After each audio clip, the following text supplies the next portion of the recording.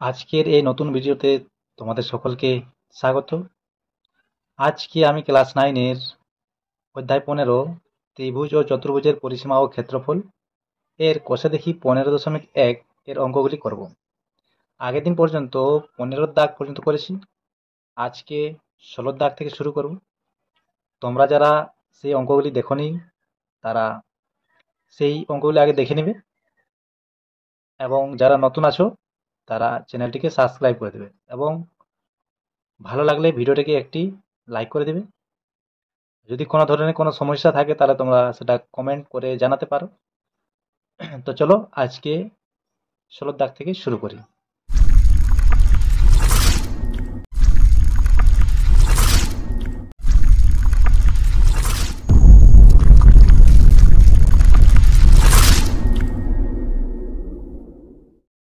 দেখো 16 দাগে কি দেওয়া আছে।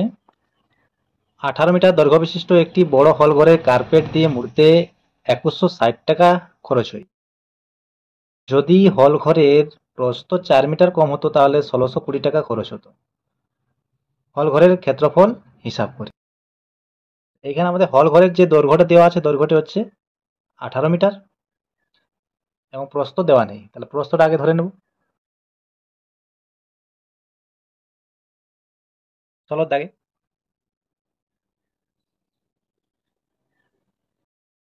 ধরি হল ঘরটির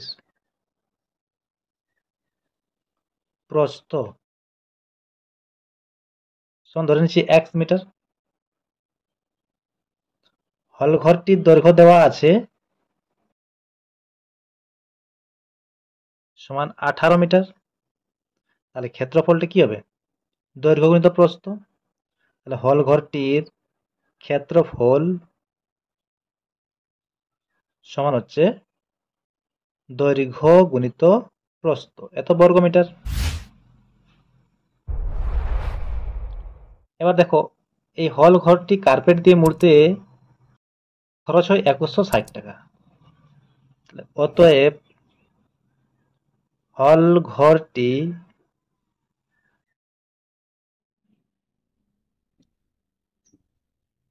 কার্পেট দিয়ে মুড়তে যা ক্ষেত্রফল আছে, তাহলে 18x বর্গ মিটারে খরচ হয় সমান 2160 টাকা।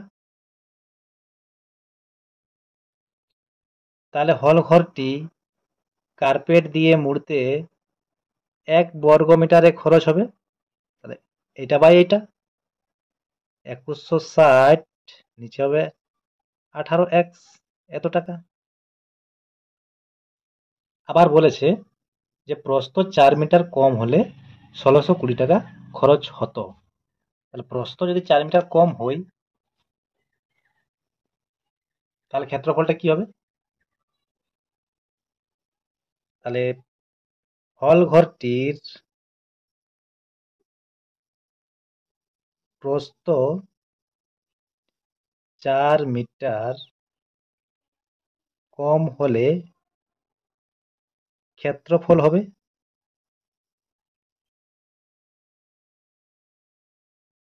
তাহলে ক্ষেত্রফলটা কি হবে? তখন দৈর্ঘ্য তো থাকছে 18 মিটারই, প্রস্থটা যা ছিল কি ছিল 1 মিটার ধরে নিয়েছি, 1 মিটার থেকে তার থেকে 4 মিটার কম হবে, তাহলে x-4 এত বর্গ মিটার।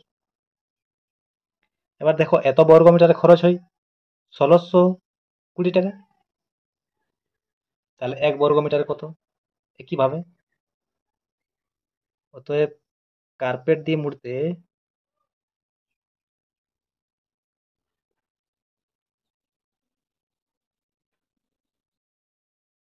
18 গুণিত x-4 বর্গ মিটারে খরচ হয় সমান 1620 টাকা। অতএব কার্পেট দিয়ে মুড়তে 1 বর্গ মিটারে খরচ হয় সমান হচ্ছে 1620/18 গুণিত x-4, এত টাকা। এবার দেখো এখানে লক্ষ্য করো, এইখানেও আমরা কি করেছি যে 1 বর্গমিটারের খরচটি বের করে নিয়েছি, আর এইখানেও 1 বর্গমিটারের খরচটি বের করে নিয়েছি। তাহলে দুটো কি সমান? তো এটা তো 1 বর্গমিটার যা খরচ হচ্ছে তা, এবং এটাও 1 বর্গমিটার যা খরচ হচ্ছে তা। তাহলে দুটি শর্তানুসারে আমাদের কি হবে? এইটি সমান এইটি। তাহলে শর্তানুসারে আমরা লিখতে পারি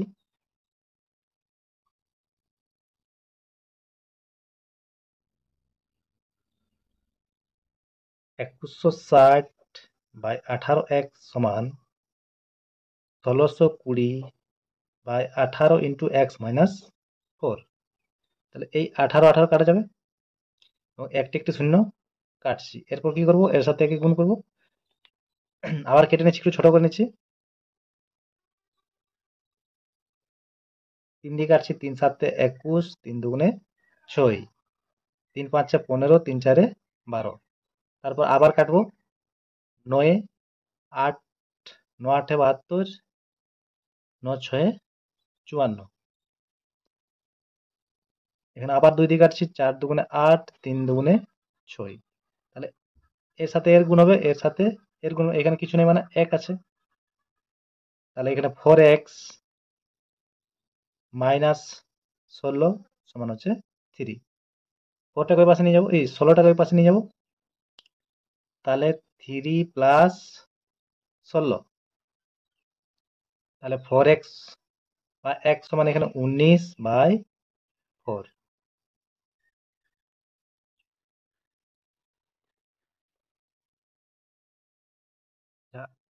এখানে একটু লক্ষ্য করো, এখানে আমাদের একটি x আছে, তাহলে এইটি আমাদের গুণ করলে 3x হবে। তাহলে এবার কি করব? এই xটাকে এই পাশে নিয়ে আসবো এবং 16টাকে ওই পাশে নিয়ে যাবো। তাহলে 4x মাইনাস 3x সমান হচ্ছে 16। তাহলে x সমান হচ্ছে 16। তাহলে প্রস্থটা পাওয়া গেল 16 মিটার। তাহলে বলেছে যে আয়তাকার হলঘরটির ক্ষেত্রফল। তাহলে হলঘরটির ক্ষেত্রফল, ক্ষেত্রফল কি? দৈর্ঘ্য গুণিত প্রস্থ, দৈর্ঘ্য গুণিত প্রস্থ। তাহলে দৈর্ঘ্যটা 18 মিটার এবং প্রস্থটা আছে 16 মিটার। তাহলে এটা বর্গ মিটার হবে। 18 16 গুণ করলে 848-এর 8 গুণ করে নিচ্ছি আমি, 288 বর্গ মিটার। Right answer. এরপর 17 দাগে দেখো, একটি আয়তকার জমির কর্ণের দৈর্ঘ্য 15 মিটার এবং দৈর্ঘ্য ও প্রস্থের অন্তর 3 মিটার। জমিটির পরিসীমা ও ক্ষেত্রফল নির্ণয় করি। তোমরা প্রথম থেকে শেষ অবধি ভালো করে লক্ষ্য করো, ভালো করে দেখবে, তাহলে প্রত্যেকটি অঙ্ক ভালো করে বুঝতে পারবে।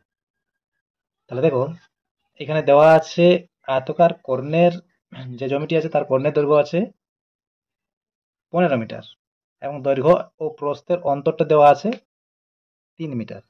তাহলে আমরা ধরি আয়তকার জমিটির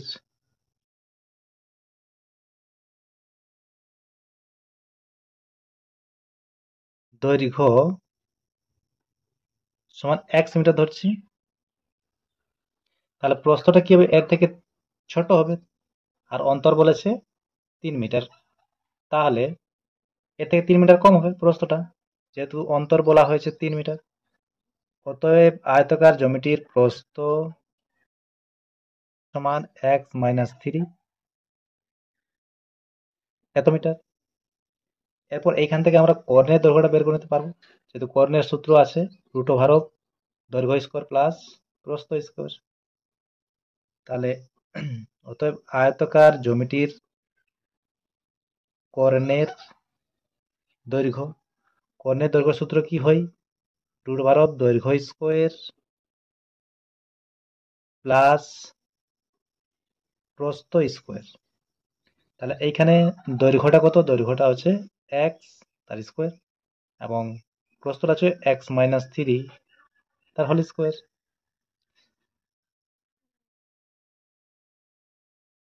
তাহলে এত মিটার, এবং কর্ণের দৈর্ঘ্য দেওয়া আছে 15 মিটার, তাহলে এটা সমান 15 মিটার। তাহলে শর্তানুসার আমরা লিখতে পারি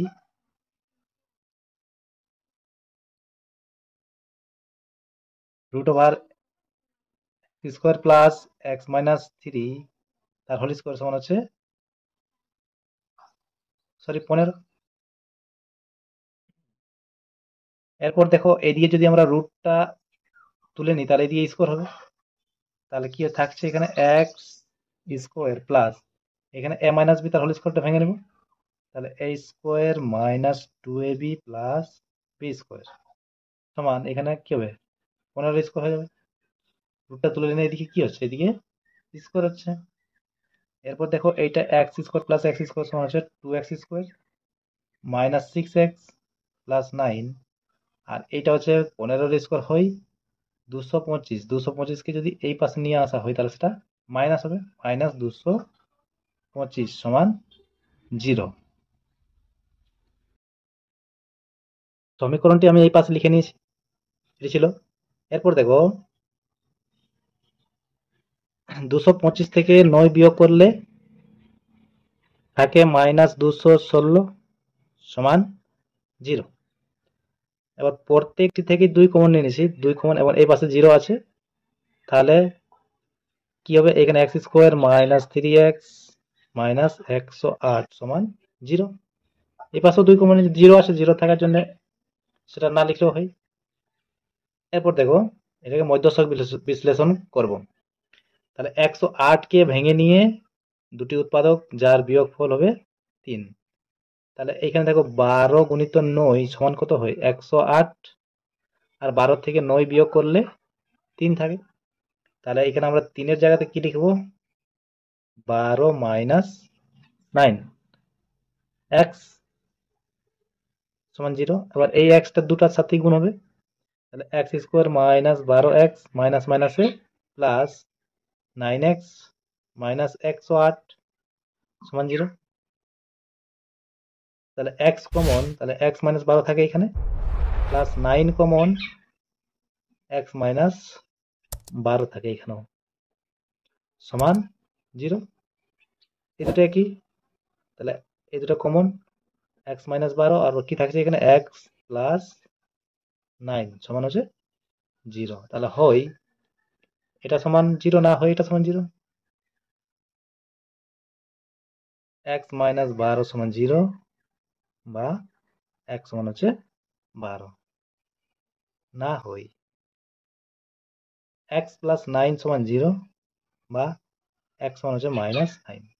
দেখো xটা আমাদের ধরা আছে দৈর্ঘ্য, তাহলে দৈর্ঘ্য আমাদের ঋণাত্মক হতে পারে না, তাহলে এটা হবে নট ইকুয়াল টু, যেহেতু ঋণাত্মক মান গ্রহণযোগ্য নয়। অথবা লিখতে পারি দৈর্ঘ্য ঋণাত্মক হতে পারে না। তাহলে আমাদের এখানে দৈর্ঘ্যটা পাওয়া গেল কত 12। বলেছিল পরিসীমা, জ্যামিতির পরিসীমা কত, তাহলে আগে দৈর্ঘ্য প্রস্থ লিখে নিই। অতএব জ্যামিতির দৈর্ঘ্য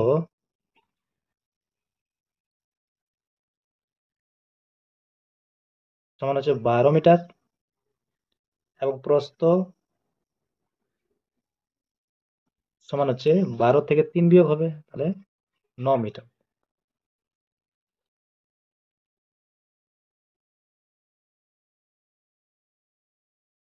তাহলে জ্যামিতির পরিসীমা,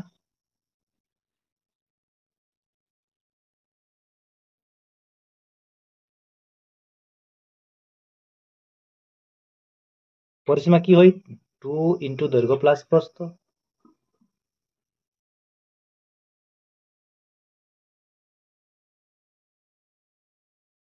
তাহলে এখানে দৈর্ঘ্যটা হচ্ছে 12, প্রস্থটা হচ্ছে 9, তাহলে 2 ইন্টু 12 9 21 সমান হচ্ছে 42 মিটার।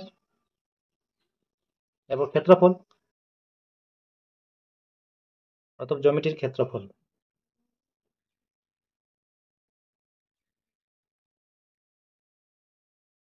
ক্ষেত্রফল হয় দৈর্ঘ্য গুণিত প্রস্থ। দৈর্ঘ্য এখানে আছে 12 আর প্রস্থটা আছে 9, 12 9 108 বর্গ মিটার। এই দুটি অ্যান্সার। এরপর 18 দাগে দেখো, 385 × 60 মিটার পরিমাপের একটি আয়তাকার চাতাল পাকা করতে সর্ববৃহৎ কত মাপের বর্গাকার টাইলস ব্যবহার করা যাবে এবং সেক্ষেত্রে টাইলসের সংখ্যা কত হবে হিসাব করি। একটি আয়তাকার চাতাল আছে যার দৈর্ঘ্য হচ্ছে 385 মিটার এবং প্রস্থ হচ্ছে 60 মিটার। এটা লিখে নিই।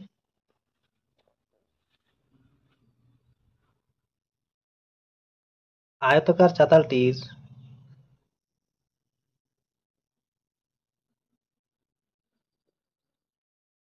দৈর্ঘ্য সমান হচ্ছে 385 মিটার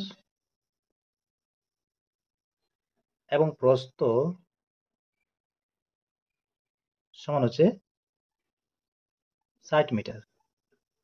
এবার বলেছে যে এই আয়তাকার চাতালটি পাকা করতে সর্ববৃহৎ কত মাপের বর্গাকার টাইলস লাগবে। এখানে বর্গাকার টাইলস বলেছে, যেহেতু সর্ববৃহৎ বলা হয়েছে তার জন্য আমাদের কি করতে হবে, এই যে দৈর্ঘ্য আছে চাতালটির দৈর্ঘ্য এবং প্রস্থ তাকে আমরা কি করবো, গসাগু করবো।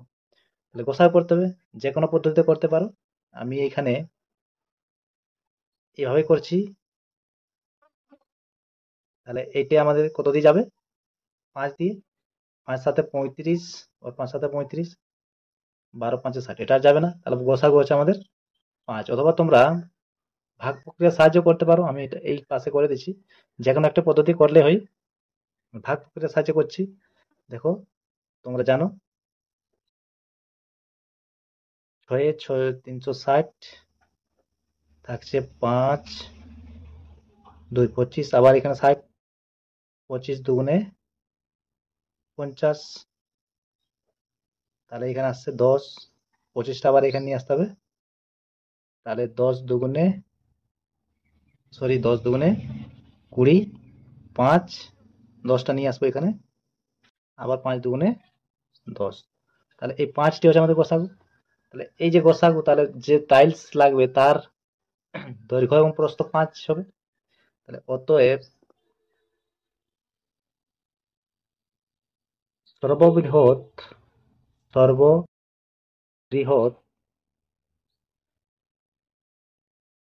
টাইলস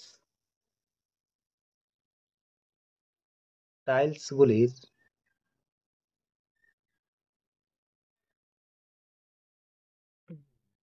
টাইলসগুলির ক্ষেত্রফল হবে সমান, তাহলে দৈর্ঘ্য হচ্ছে আমাদের 5 মিটার গুণিত 5 মিটার অনুসারে হবে বা মাপ হবে। এরপর বলেছে, এটা একটা অ্যান্সার। এরপর বলেছে যে কতগুলি টাইলস লাগবে। তাহলে কতগুলি টাইলস লাগবে সেটি জানার জন্য আমাদের কি করতে হবে, প্রথমে চাতালটির ক্ষেত্রফল বের করে নিতে হবে। চাতালটির ক্ষেত্রফলকে আমরা যদি একটি টাইলসের ক্ষেত্রফল দিয়ে ভাগ করি তাহলেই সেই টাইলসের সংখ্যা পাওয়া যাবে। অতএব টাইলসের সংখ্যা বা টাইলসের প্রয়োজন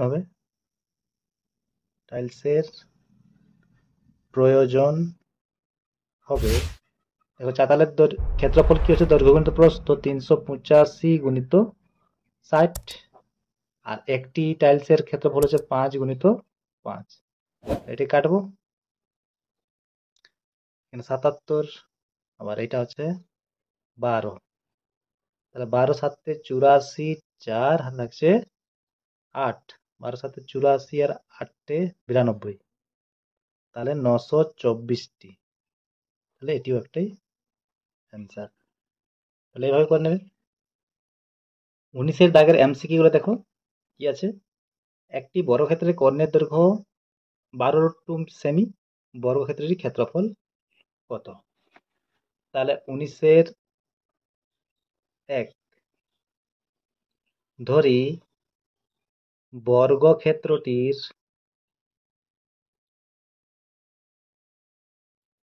কর্ণের দৈর্ঘ্য সমান বাহুর দৈর্ঘ্য, আজকে আমার কি হয়ে গেছে, বাহুর দৈর্ঘ্য সমান হচ্ছে 1 সেমি। তাহলে বর্গক্ষেত্রটির কর্ণের দৈর্ঘ্য কি হবে, বাহু√2। সূত্রটি কি হবে, বাহু√2, বাহু ধরে নিচ্ছি 1, তাহলে এটি কি হবে বাহু√2।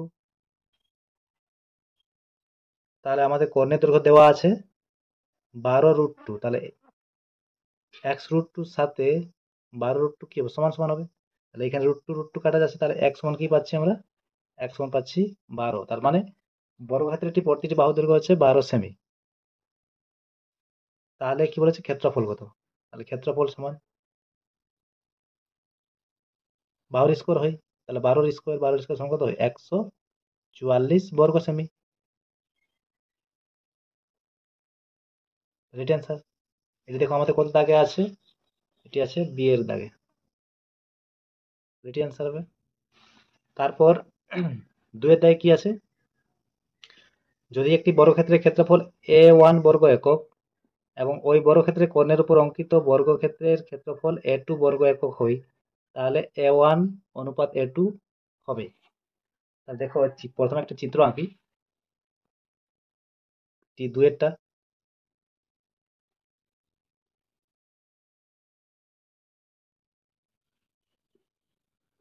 একটি বর্গক্ষেত্র ধরো, এই বর্গক্ষেত্রে আমরা একটা বাহু ধরে নিচ্ছি x,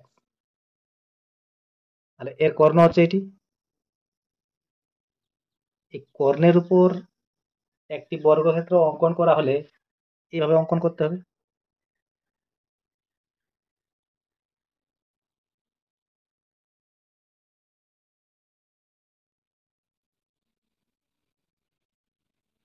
প্রশ্ন হচ্ছে, এই বর্গক্ষেত্রটির ক্ষেত্রফল হচ্ছে a1 এবং এই বর্গক্ষেত্রটির ক্ষেত্রফল হচ্ছে a2। a1 ও a2 এর অনুপাতটা নির্ণয় করতে বলা হয়েছে।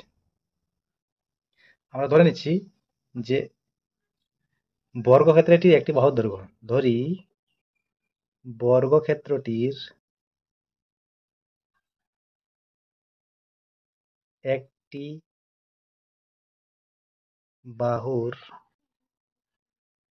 দৈর্ঘ্য সমান x একক। তাহলে বর্গক্ষেত্রটির ক্ষেত্রফল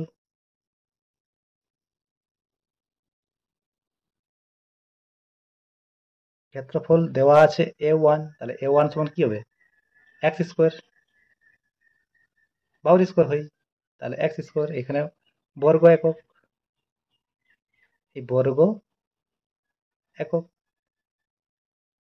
এরপর কর্ণের দৈর্ঘ্যটা বের করে নিচ্ছি,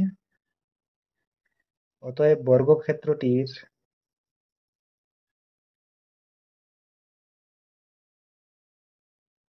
কর্ণের দৈর্ঘ্য, কর্ণের দৈর্ঘ্য কি হয়, বাহু√2, তাহলে x√2 এত একক।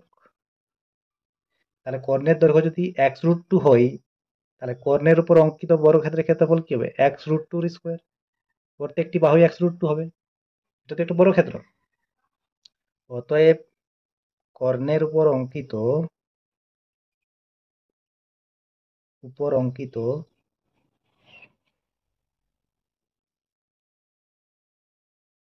বর্গক্ষেত্রটির ক্ষেত্রফল,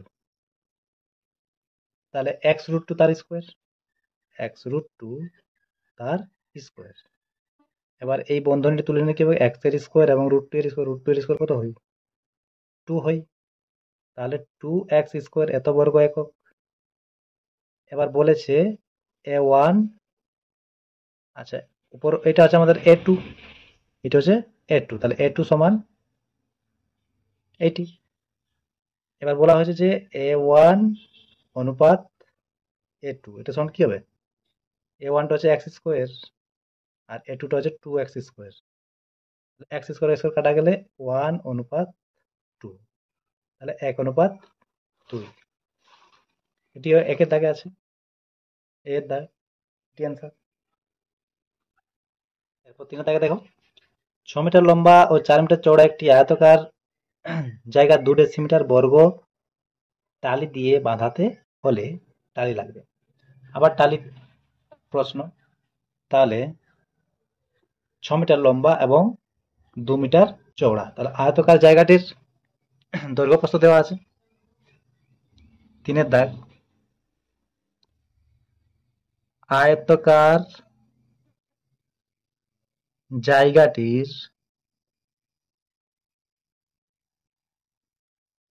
দৈর্ঘ্য সমান 6 মিটার। মিটারকে কি করবো, ডেসিমিটার নিয়ে যাব, যেহেতু আমাদের যে টালিগুলো দেওয়া আছে টালিগুলো ডেসিমিটার আছে, তাহলে এটাকে ডেসিমিটার নিয়ে যাব। তাহলে 6 মিটার সমান কত হয়, 60 ডেসিমিটার। 10 দ্বিগুণ করতে হবে। এবং প্রস্থ সমান দেওয়া আছে 4 মিটার, সমান কি হবে 40 ডেসিমিটার। তাহলে আয়তকার জায়গাটির ক্ষেত্রফল, জায়গাটির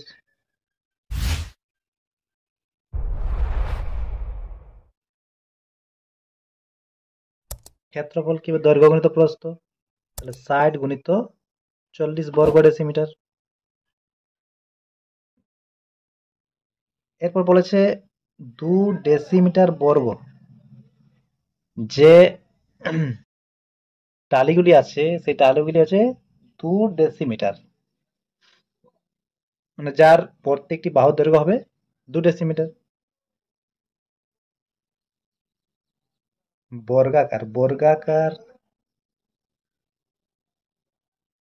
বর্গাকার টালিগুলির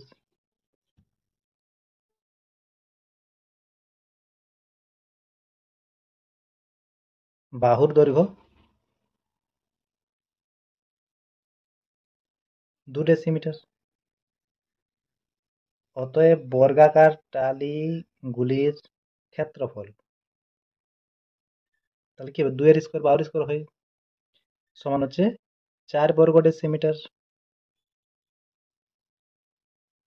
তাহলে বর্গাকার জায়গাটির ক্ষেত্রফলকে যদি একটি টালির ক্ষেত্রফল দিয়ে ভাগ করা হয় তাহলে টালির সংখ্যা নির্ণয় করা যাবে। অতএব টালির সংখ্যা বা টালি লাগবে, ছোট লিখছি, টালি লাগবে একেবারে 60 গুণিত 40/4, 4×10=40, সমান হচ্ছে 600টি। তাহলে অপশন হচ্ছে অপশন সি হয়ে গেছে। এরপর 4 দাগে দেখো, সমান পরিসীমা বিশিষ্ট একটি বর্গক্ষেত্র এবং একটি আয়তক্ষেত্রের ক্ষেত্রফল যথাক্রমে এস এবং আর হলে এই অপশনগুলির মধ্যে কোনটি ঠিক। আচ্ছা, এই অঙ্কটি একটু ভালো করে বুঝতে হবে। দেখো, যে দুটি, একটি বর্গক্ষেত্র আছে এবং একটি আয়তক্ষেত্র আছে, তাদের পরিসীমা সমান আছে দেওয়া, এবং তাদের ক্ষেত্রফল হচ্ছে, বর্গক্ষেত্রের ক্ষেত্রফল এস এবং আয়তক্ষেত্রের ক্ষেত্রফল হচ্ছে আর। তাহলে 19-এর দাগ,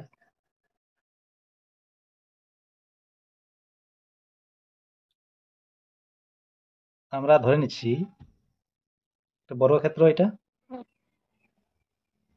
যার একটি বাহুর দৈর্ঘ্য এ ধরে নিচ্ছি, এবং এর ক্ষেত্রফল হচ্ছে এস। একটি আয়তক্ষেত্র আছে,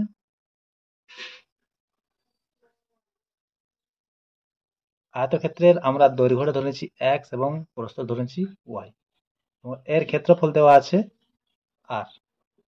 তাহলে যেগুলো ধরেছি সেগুলো আমরা একটু লিখে নিচ্ছি। তাহলে ধরি বর্গক্ষেত্রটির বাহুর দৈর্ঘ্য সমান এ একক, আয়তক্ষেত্রটির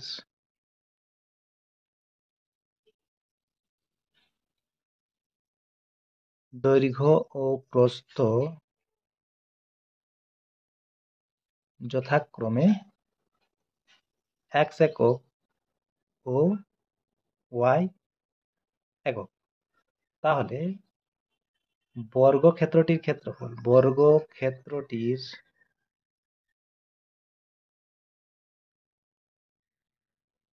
ক্ষেত্রফল সমান কি হবে, এ স্কোয়ার। আর এ স্কোয়ার সমান কি এস, এটা 1 নম্বর দিছি, এখানে কমা দিয়ে দাও। ক্ষেত্রফল এ স্কোয়ার সমান এস। আর আয়তক্ষেত্রটির ক্ষেত্রফল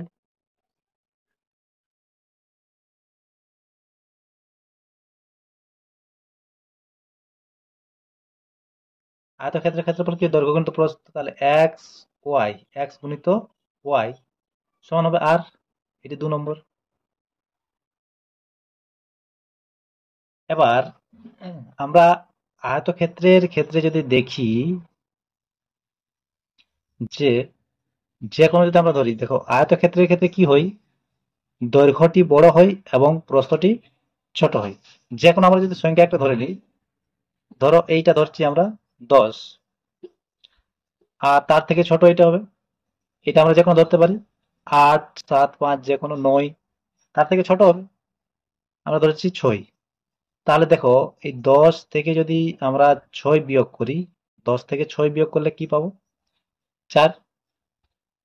অথবা যদি আমরা এটাকে 7এই ধরি, তাহলে কি 10 থেকে 7 বিয়োগ করলে কত পাবো, 3 পাবো। 10 থেকে 7 বিয়োগ করলে 3, যে কোনো সংখ্যা আমরা যদি ধরি, দৈর্ঘ্যটাকে বড় ধরতে হবে এবং প্রস্থটা ছোট, দৈর্ঘ্য বড় হয়।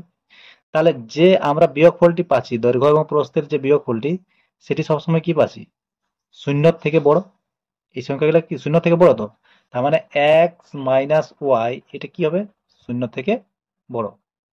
তাহলে এইখানে আমরা এটা লিখে নিচ্ছি, এক্ষেত্রে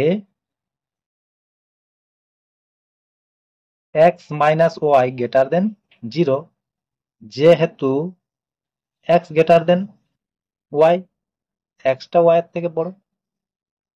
এক্সটা আমাদের কি বলে, এক্সটা হচ্ছে দৈর্ঘ্য, আয়তক্ষেত্রের দৈর্ঘ্য, এবং ওয়াইটা হচ্ছে আয়তক্ষেত্রের প্রস্থ। তাহলে এক্সটা অবশ্যই বড় হবে। তাহলে এইখান থেকে আমরা কি পাচ্ছি, x minus y greater than 0। তাহলে এইখান থেকে আমরা কি করছি, উভয় পক্ষকে বর্গ করে নিচ্ছি। তাহলে এক্স মাইনাস ওয়াই তার whole square greater than 0 square, 0 square 0 হয়। এইটা আমরা একটা সূত্র, এক্স মাইনাস ওয়াই তার হোল স্কোয়ার একটি সূত্র আছে, এক্স প্লাস ওয়াই তার হোল স্কোয়ার মাইনাস 4xy, মানে এটি হয় সূত্রটা।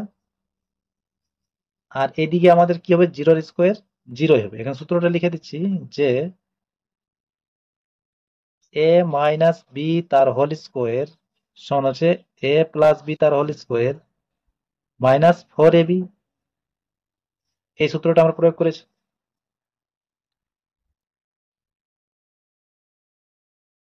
বা এখান থেকে আমরা কি করছি, এইটাকে ওই পাশে নিয়ে যাচ্ছি, তাহলে এক্স প্লাস ওয়াই তার হোল স্কোয়ার সমান হবে, সরি গ্রেটার দেন হবে 4xy। এরপর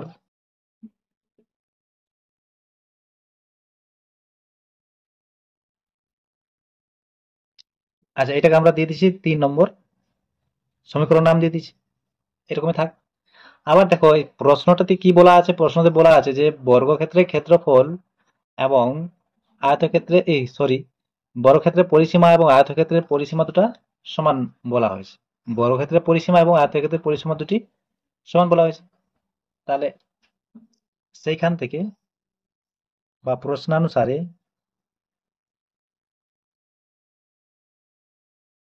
বর্গক্ষেত্রের পরিসীমা কি হবে, এখান থেকে 4a, 4 ইন্টু বাহু, তাহলে বাহুটা আমাদের দেওয়া আছে a, তাহলে 4 ইন্টু বাহু। আর আয়তক্ষেত্রের পরিসীমা হয় 2 ইন্টু দৈর্ঘ্য প্লাস প্রস্থ, দৈর্ঘ্য প্লাস প্রস্থ।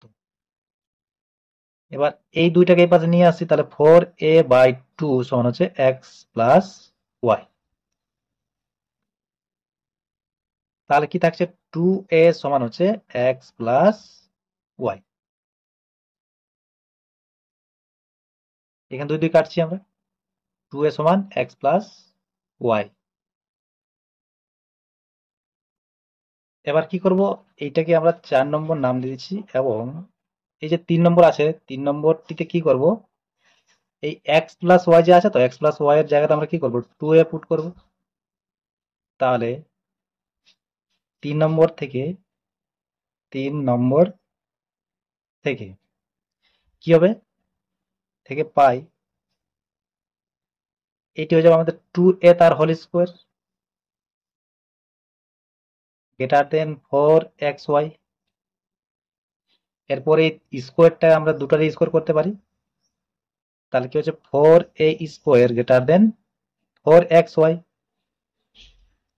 তাহলে এই 4 4 যদি কাটি, তাহলে কি থাকছে, a square greater than x Y.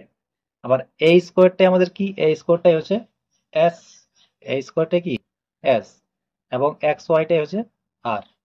তাহলে এখানে এ স্কোয়ার যে আছে এখানে কি লিখবো, এস গ্রেটার দেন আর। তাহলে এই অপশনটা আমাদের সঠিক, এস গ্রেটার দেন আর, বি এর অপশনটি ঠিক। তাহলে বুঝতে পারছি, ভালো করে দেখে নেবে। 5 থেকে দেখো, একটি আয়তক্ষেত্রে কর্ণের দৈর্ঘ্য 10 সেমি এবং ক্ষেত্রফল হচ্ছে 48 বর্গ সেমি হলে আয়তক্ষেত্রটির দৈর্ঘ্য ও প্রস্থের সমষ্টি কত? তাহলে দৈর্ঘ্য প্রস্থ ধরে নিচ্ছি।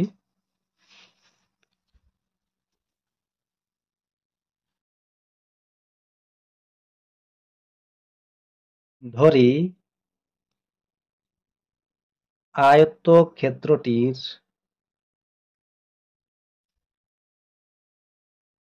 দৈর্ঘ্য ও প্রস্থ যথাক্রমে 1 সেমি ও ওয়াই সেমি। অতএব আয়তক্ষেত্রটি কর্ণের দৈর্ঘ্য, আয়তক্ষেত্রটির কর্ণের দৈর্ঘ্য,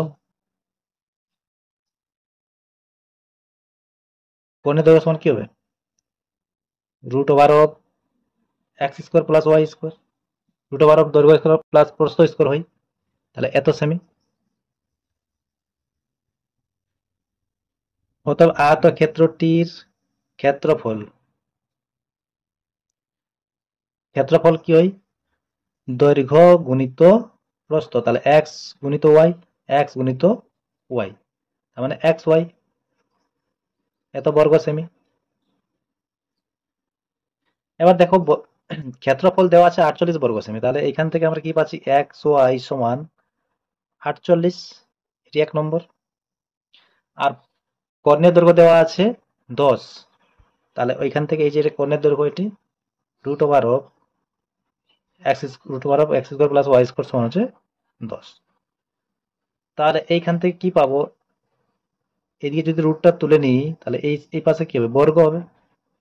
এবং এটি কি করব, এ প্লাস বি তার হোল স্কোয়ার সূত্র ভেঙে দেবো। তাহলে এ প্লাস বি তার হোল স্কোয়ার সূত্র কি, এ স্কোয়ার প্লাস বি স্কোয়ার সূত্র কি হয়, এ স্কোয়ার এ প্লাস বি তার হোল স্কোয়ার মাইনাস 2ab সমান এই পাশে কি আছে, 10 এর স্কোয়ার 100। আচ্ছা, এক্স ওয়াই এর মান দেখো কত ওঠে, 48। তাহলে এক্স ওয়াই জায়গাতে কত বসাবো, 48 বসাবো। তাহলে এক্স প্লাস ওয়াই তার হোল স্কোয়ার সমান মাইনাস 2 ইন্টু 48 সমান হচ্ছে 100, এখানে লিখছি আমি। তাহলে এক্স প্লাস ওয়াই তার হোল স্কোয়ার সমান কি হবে, এই 48 দুগুণে 96, 96 ওই পাশে নিয়ে যাবো, যে 100 আছে এখানে মাইনাসটা প্লাস 96। তাহলে এক্স প্লাস ওয়াই তার হোল স্কোয়ার সমান হবে 196। আবার এই স্কোয়ারটা তুললে এটা আবার রুট চলে আসবে, তাহলে এক্স প্লাস ওয়াই সমান হচ্ছে রুট 196। তাহলে এক্স প্লাস ওয়াই সমান হচ্ছে 196 রুট হয় 14। এখানে প্রশ্ন ছিল যে দৈর্ঘ্য এবং প্রস্থের সমষ্টি কত। দৈর্ঘ্যটা আমাদের ধরা আছে এক্স এবং প্রস্থ ধরা আছে ওয়াই, তাহলে এক দৈর্ঘ্য এবং প্রস্থের সমষ্টি হচ্ছে 14, তাহলে এটি অ্যান্সার। আমাদের দেখো দৈর্ঘ্য এবং প্রস্থের সমষ্টি হচ্ছে 14 সেমি, তাহলে 14 সেমি এটি অ্যান্সার হবে। অর্থাৎ দৈর্ঘ্য ও প্রস্থের সমষ্টি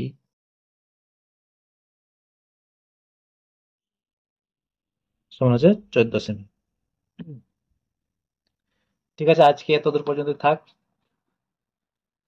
নেক্সট অঙ্কগুলি আমরা পরের দিন করে দেব, তার জন্য তোমরা চ্যানেলটিকে সাবস্ক্রাইব করে রাখবে এবং ভিডিওটিকে একটি লাইক করে দেবে। ধন্যবাদ।